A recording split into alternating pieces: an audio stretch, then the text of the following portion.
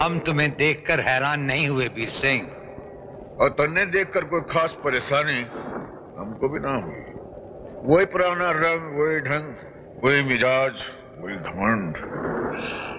वो तो था और है और हमेशा रहेगा। वो रहे न रहे, पर एक फर्क तो आ गया जरूर राजेश्वर। वो जो तू आसमानों पे उड़ता फिरे था ना, आज तेरे पैर जमीन पर लग गए। राजेश्वर जमीन पर रहकर भी आसमान में उड़ता है वीर सिंह। समझ गया।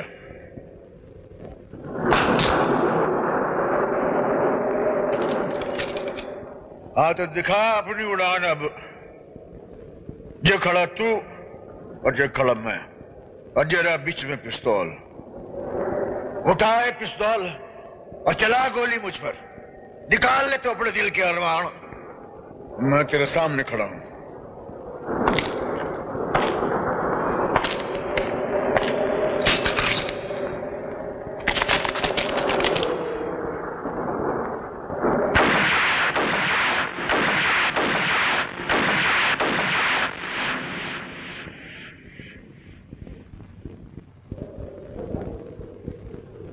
हम खैरात नहीं लेते वीर सिंह।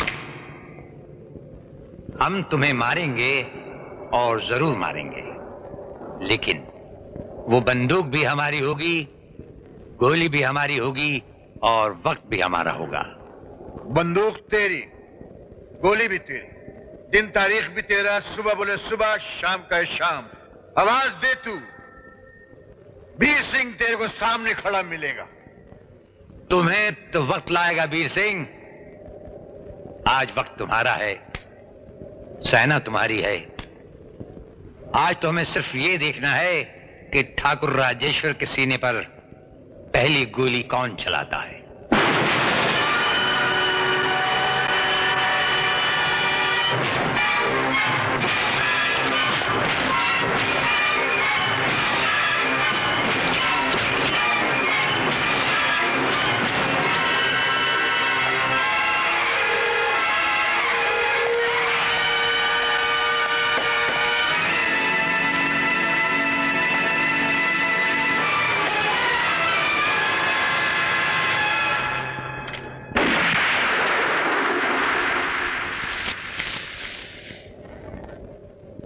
सांप के जहर के हाथों तेरी मौत ना होने की राजेश्वर। जहां पे तू खड़ा है ना राजेश्वर, इस धरती पे अनाज बोया जाता है, फसलें काटी जाती हैं। निहत्थे आदमियों का खून बहा के इस धरती को नापाक हमने नहीं होने देना।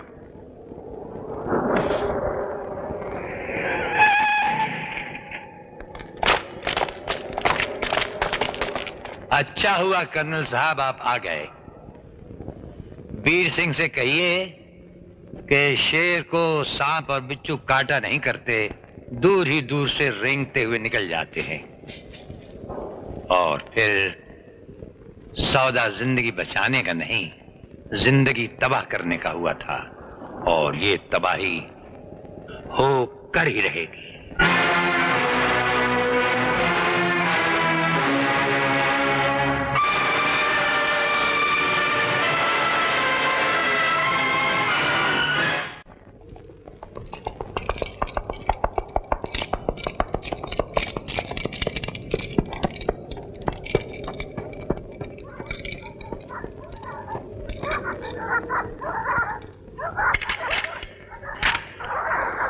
कुणाल, हाँ?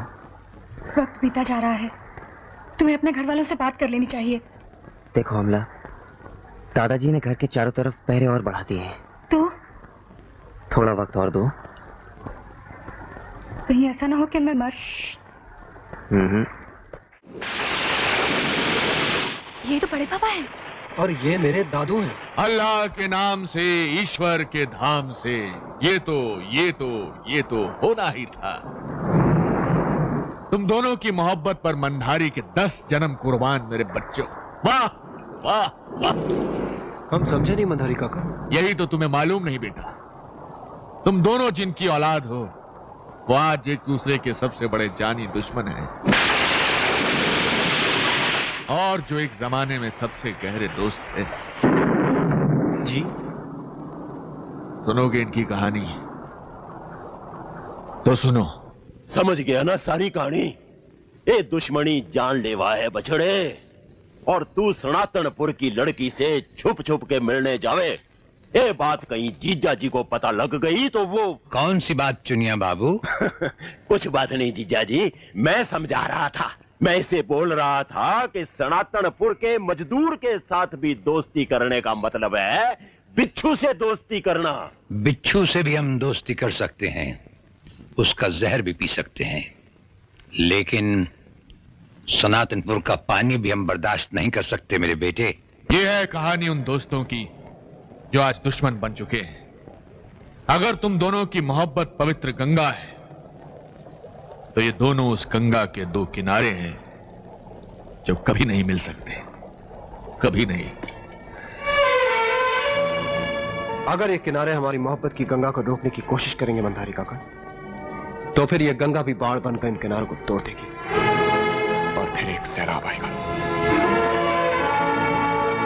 नहीं मंदारी काका, मेरे बड़े पापा बहुत अच्छे हैं। वो मेरी खुशी के लिए अपने सब गम भुला सकते हैं। हम उन दोनों को फिर से दोस्त बना देंगे, है ना? हाँ मंदारी काका। सुन लिया प्रभु, सुना तुमने? अब परीक्षा तेरी है दोस्त, मेरी नहीं। मुझे तो बस ये देखना है कि तू इनकी मोहब्बत को प्रेम की गंगा बनाता है या खून की नदी। हमारे बच्चे ने जन्म ले लिया है कुणाल। बाबा बच्चे को लेके दादा बीर के पास गए हैं। तुम जल्दी आओ, तुम्हारे इंतजार में अमला। ये नहीं हो सकता। ये लोग मुझे मार देंगे। क्या हुआ बेटा? खुलाराम, राधा है तो कहना कि मैं शहर चला गया। 2-3 दिन में लौटूंगा या फिर फोन करूंगा। ठीक है। ये बच्चा राजेश्वर के पोते कुणाल का है बाबा। उसने अमला को प्रेम जाल में फंसाकर अपनी वासना का शिकार बनाया, यानी हमारी इज्जत को मिट्टी में मिलाया। इसका जवाब हमें देना होगा बाबा, देना होगा। सबसे पहले अमला बेटी को हमारे पास लेके आओ। बच्चे को जन्म देते ही वो कुणाल को ढूंढने पाली नगर गई है दादा वीर।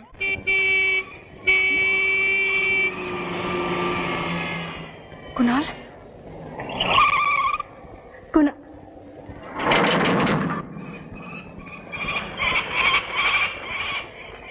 मोहनलाल जी मुझे कुणाल से मिलना है।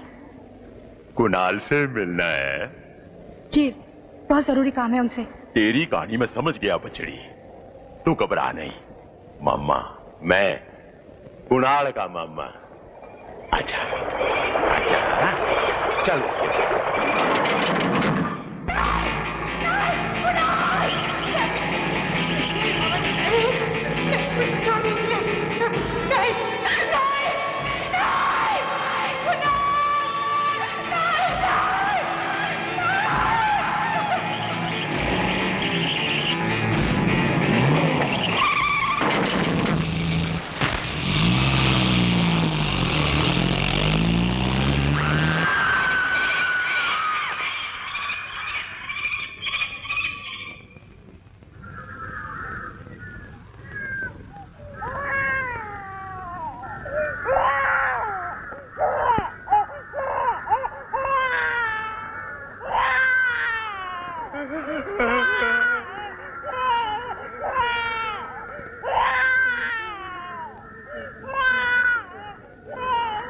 ठाकुर राजेश्वर सिंह शिकार से लौट रहे हैं।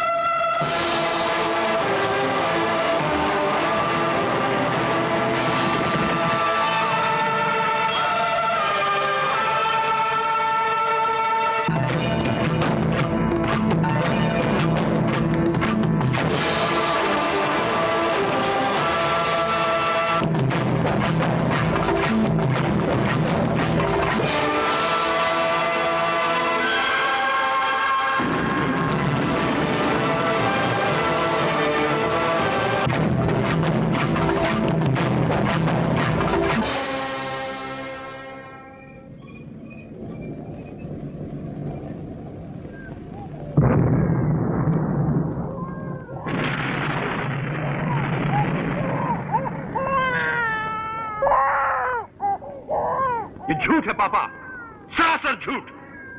ये हमारे खानदान को बदनाम करने की नई साजिश है। अरे बदनाम को क्या बदनाम करना कच्चा बाबू। आज सारा गांव जान गया है कि तुम्हारे बेटे ने इस बूढ़े गरीब की बेटी से छुपकर शादी की और उससे ये निशानी दी और फिर राज खुल जाने पर उसकी हत्या कर दी। खबरदार, अगर हत्या का इल्जाम मेरे मासूम बेटे पर लगा तो। हत्या देखनी है, अभी दिखा सकते हैं। एक लाश नहीं, 10, 50, 100, हजारों लाशें मिलेगी पूरे गांव से। You got it.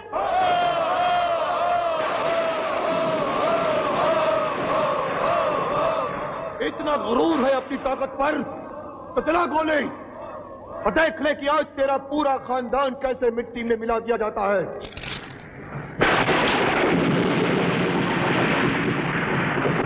चला गोले, चला।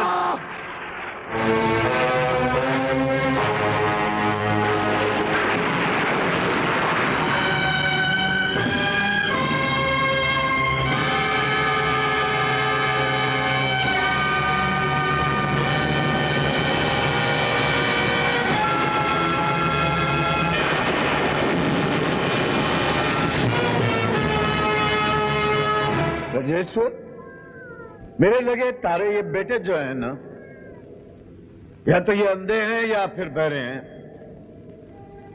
अंधे यूं हैं कि सामने वो आदमी उस बेचारी लड़की की लाश लिए खड़ा है, पर इनको वो लाश दिखाई ना देती, और वो बच्चा बिलक बुलक के रो रहा, पर इनके कन्ना में कोई आवाज ना पड़ती। वीर सिंह, हमारे बेटे अंधे नहीं हैं और बहरे भी नहीं हैं। अंधे इसलिए नहीं कि सारे तमाशे के पीछे छुपे तुम्हारे किसी नाटक को देख सकते हैं, और बहरे इसलिए नहीं कि इस बच्चे के रोने में वो किसी दुश्मन की आवाज सुन रहे हैं। राजेश्वर जी, ये बात हमारी दुश्मनी की तो ना हो रही, ये बात हो रही इंसानी रिश्ते की, भीतर के जज्बात की बात हो रही।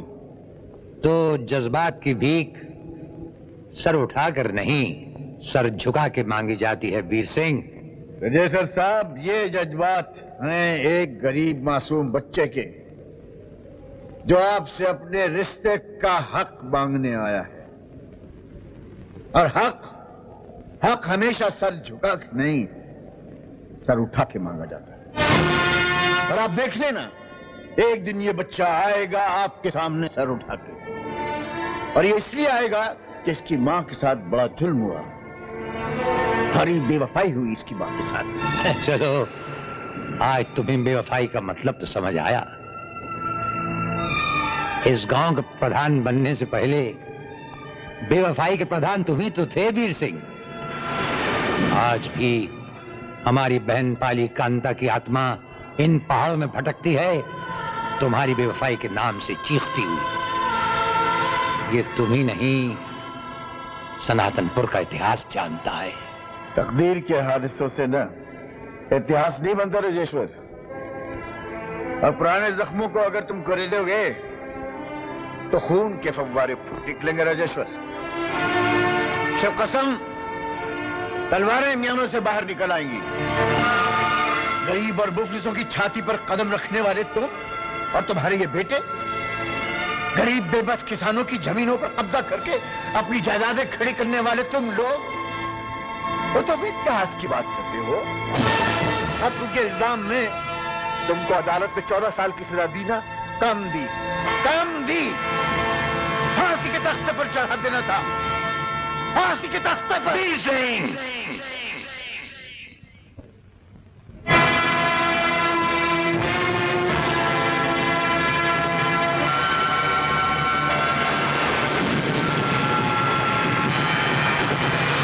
कत्ल क्या था और कातिल कौन था, ये हमसे ज्यादा तुम जानते हो। और रही इतिहास की बात, ये ठाकुर राजेश्वर सिंह इतिहास बताता नहीं, इतिहास लिखता है, इतिहास बनाता है। और अब सुनो इस ठाकुर का फैसला, ना ये बच्चा हमें कबूल है और ना कभी कबूल होगा।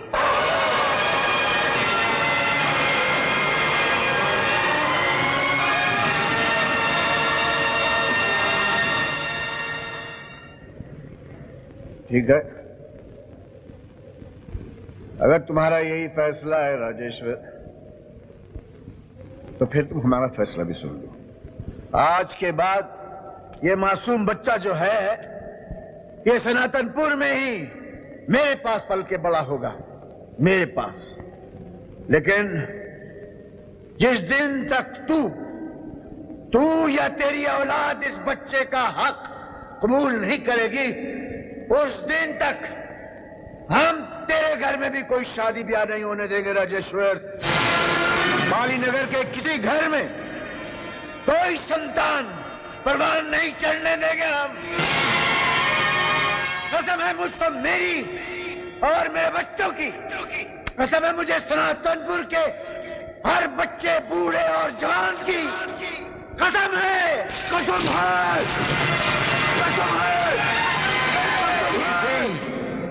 अगर ऐसा कभी हुआ, जब कभी हुआ, तो वो सनातनपुर का आखिरी दिन होगा।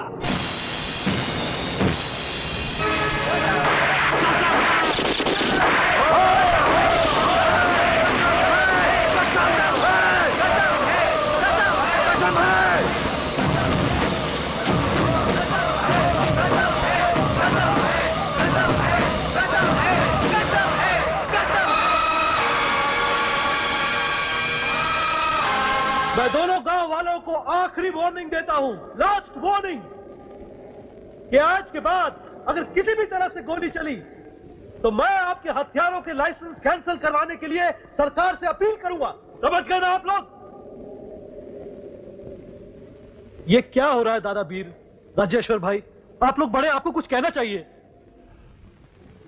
कसम तो इन लोगों ने खाई है, हमें तो सिर्फ जवाब देना है, जवाब। इन्हें समझाइए कर्नल साहब, इन्हें, जिन्होंने कसम खाई हमारे बच्चों को खत्म करने की।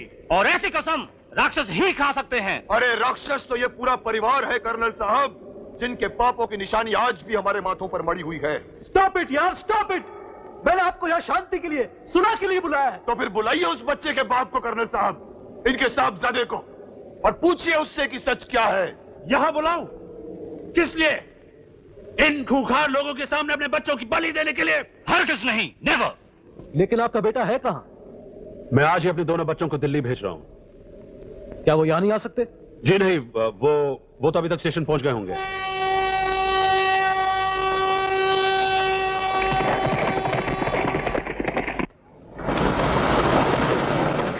ये क्या कह रही हो राधा? यही सच है कुणाल, मैं वंशु के बिना नहीं रह सकती।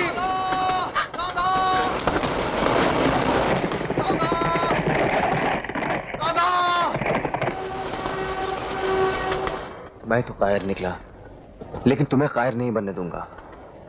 तुम जो ठीक समझो वही करो। बेटी, राधा, तुम जाओ, मैं संभाल लूंगा।